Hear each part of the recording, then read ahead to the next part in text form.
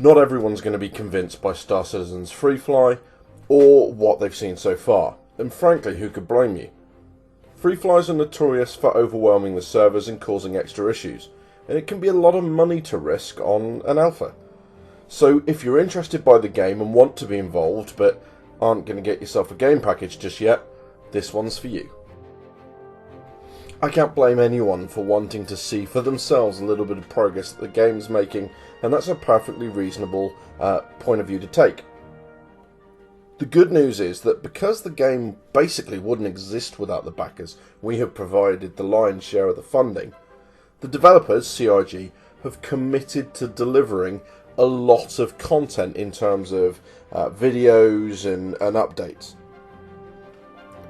So if you haven't already, head over to the RSI website and create yourself a free account. Links in the description below. You're not committing to anything, and as you create it, it's going to give you the option of signing up to the newsletters. If you already have an account, go to your account page, scroll down, and select them from the list. I know, honestly, I haven't created a video just to tell you to subscribe to a newsletter. It is more than that, I promise.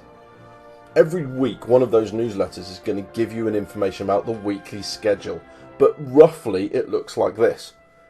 Each week on Tuesday, there's an update to the lore. Sometimes it's a story, others is a new entry in the Galactopedia.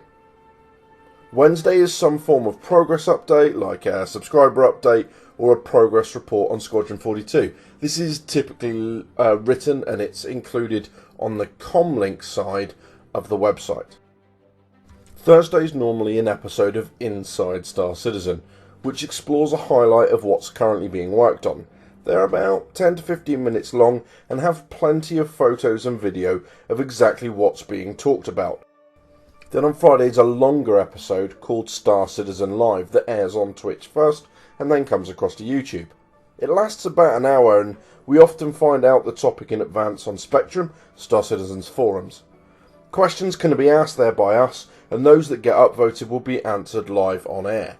This is free form and takes the kind of form of a round the table discussion, so it's not always as polished, but it is where you get the really deep insights into what's going on with the teams, what they're thinking, and the direction that they're taking.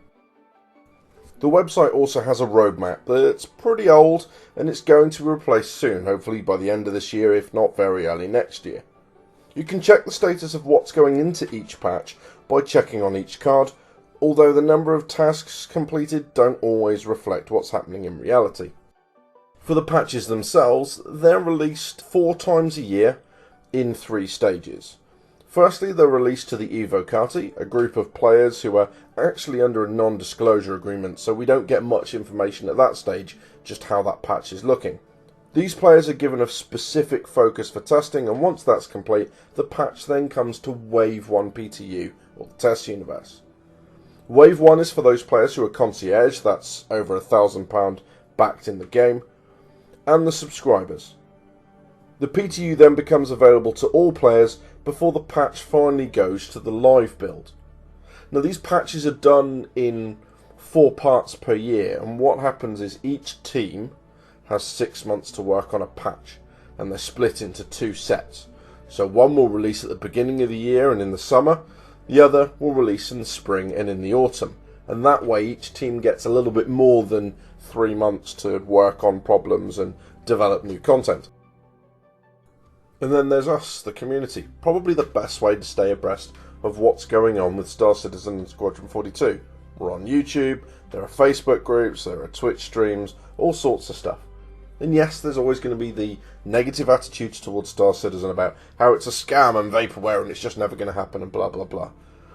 But here there will always be a positivity about it, whilst not being afraid to point out where things maybe aren't going so well. It's been a better start than I really could have hoped for, starting the channel, starting to bring you guys content, and thank you so much to those that have given me feedback. I've taken it all on board and hopefully I'll have a better mic for you soon. Thank you so much for joining me. Look forward to seeing you in the video on Friday. See you soon.